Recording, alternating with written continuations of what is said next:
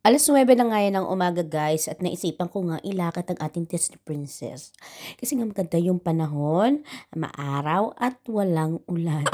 So bihira lang kasi ang walang ulan dito sa the Netherlands kahit nga summer ay umuulan.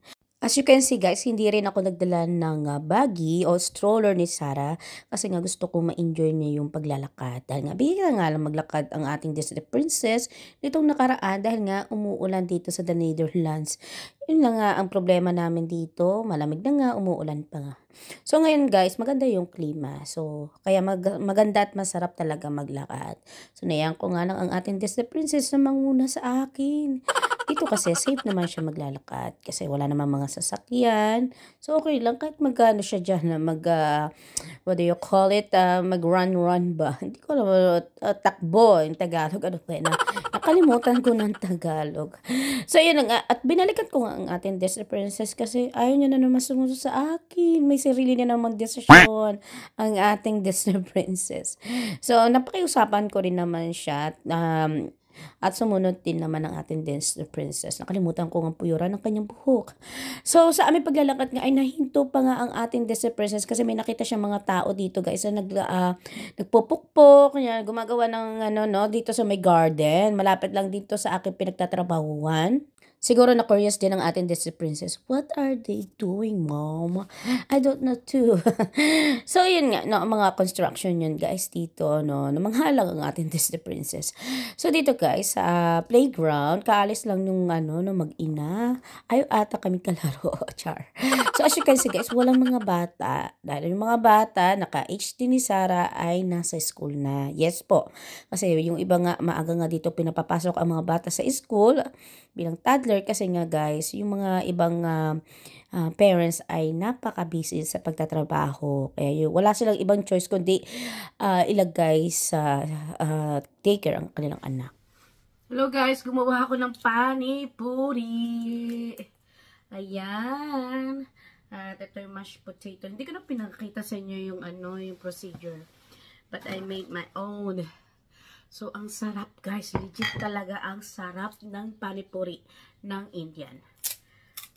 Alam niyo naman kami, sobrang hilig namin sa pagkain Indian. As in. Hindi ko na pinakita sa inyo kasi sobrang na-curious talaga ako. Never pa ako nakatikim ng panipuri guys. Sa TV ko lang yun nakikita, sa mga video, sa mga YouTube, ganyan. Diba meron tayong YouTuber na pumunta ng ng India. Tapos nung tinikman niya yung panipuri, sabi niya talagang legit masarap.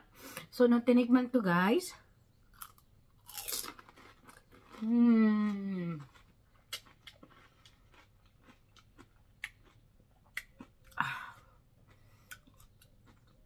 legit na legit guys. As in, hindi ako kumakain ng hilaw na onion. Pero kapag sinama nyo siya sa panipuri, legit na masarap, the best. As in. So, trinay ko siya lutuin sa pan, na may konting mantika lang. Pero, hindi siya totally na nagbilog. At saka matigas. So, niluto ko siya sa frying pan talaga, na lublog talaga siya sa oil. So, yun guys. Next time, gagawa ulit ako. Mauubos ko to lahat. Sobrang legit. Ang sarap. I'm sure si Lane hindi siya kakain ito kasi ayaw niya ng sour.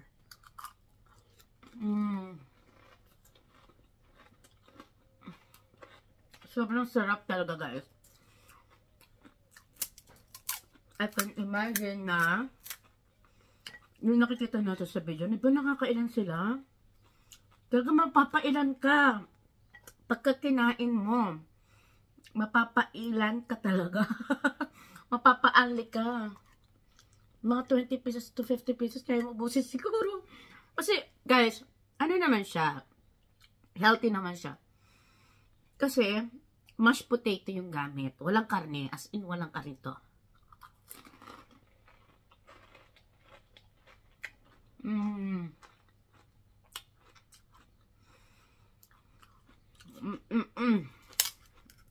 Si mama hindi niya tirinay. Kasi kumain siya ng what do you call it, ng sandwich. So, busog daw siya. Tsaka yung mga ano mo guys, yung mga Dutch people. Takot silang tumikim ng mga exotic food. Yan.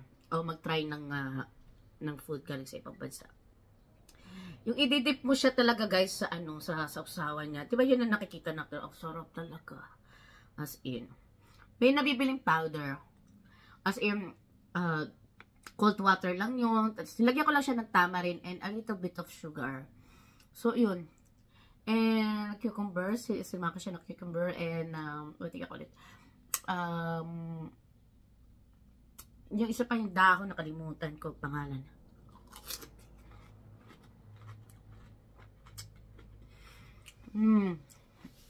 Ang sarap talaga. As, ang sarap-sarap niya. Talaga guys, kain tayo. Kain.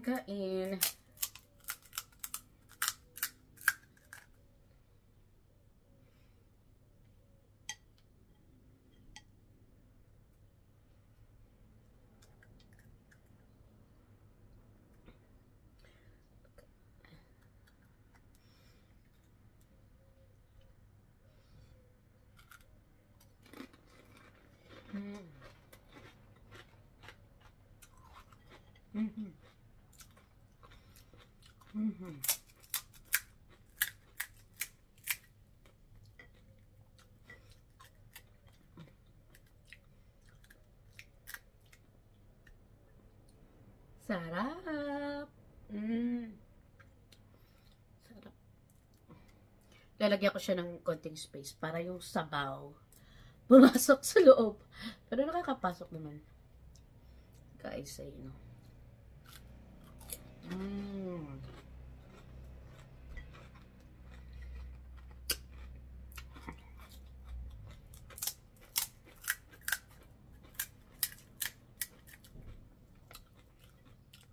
I understand why Indian kinakamay. Masarap kasi siya kainin talaga guys na nakakamay. Kung ikaw lang ang gagawa. Masarap talaga siya nakakamay. Pero kung ibang tao yung gagawa, kasi ikaw kakain, ha? Ibang usapan yun.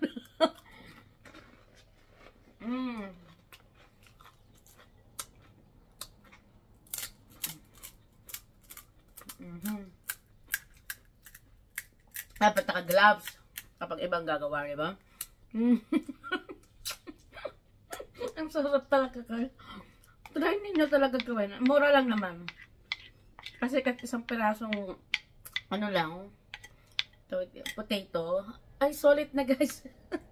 Kahit dalawa pa kayo kumain nito. Pero mas marami yung nagawa ko kaysa sa mashed potato. Pero uulit talaga ako guys. So, parang legit sarap. Kasi dati nakakuriyos talaga ako. Ano bang lasa ng ano, para puri.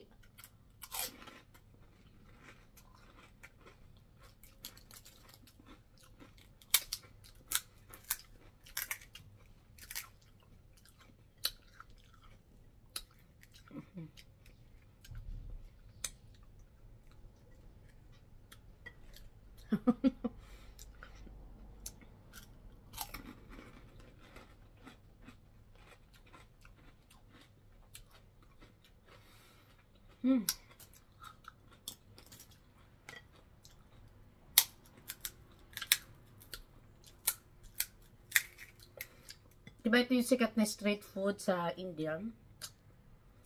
Legit ang sarap. As in. Pwede nyo siya gawing spicy. Pero nasa sa inyo yun. Ako hindi ko ginawang spicy.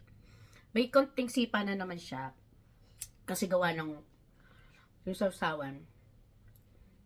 Tapos ito, lalagyan ko lang ng konting paprika.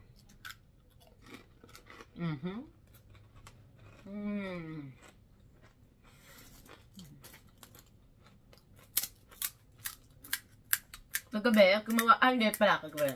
Nung isang gabi, gumawa ako ng biryani.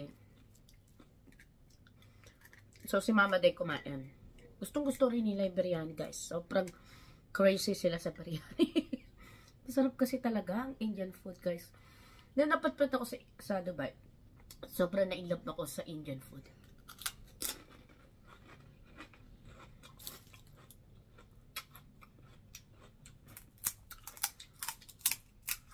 To the point, nahanap-hanap ko siya.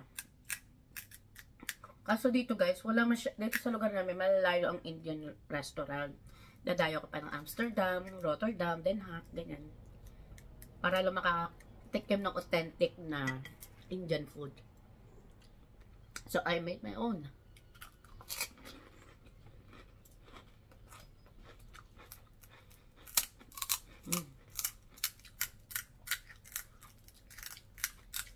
Try natin na walang sauce. I mean, yung walang sausawan niya.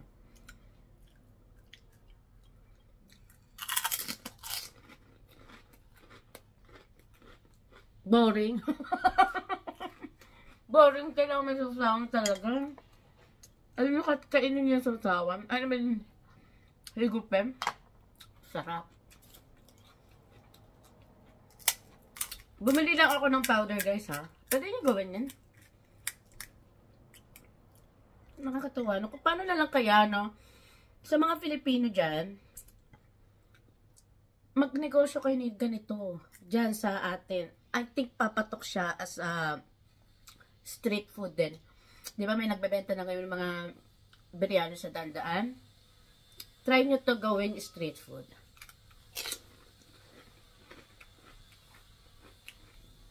I'm sure.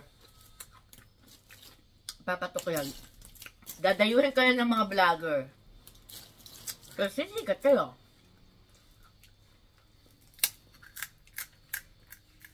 So, wala na. Paubos na. Siguro mga 2 na lang to. Wala na. No. Mas marami nga ako nagawang ganito. Hindi ko natansya. Akala ko kasi hindi ko magugustuhan. Pero sobrang sarap. Nagustuhan ko siya talaga, guys.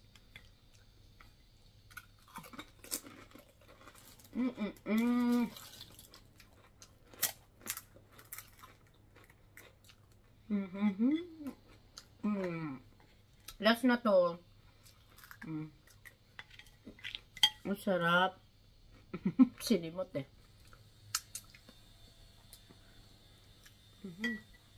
Sarap talaga, guys. Gawin nyo to sa bahay nyo.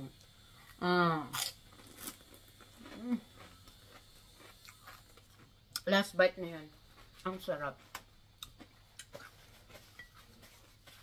So, yun lamang, guys. Salamat na marami. And see you in our next vlog. Bye-bye!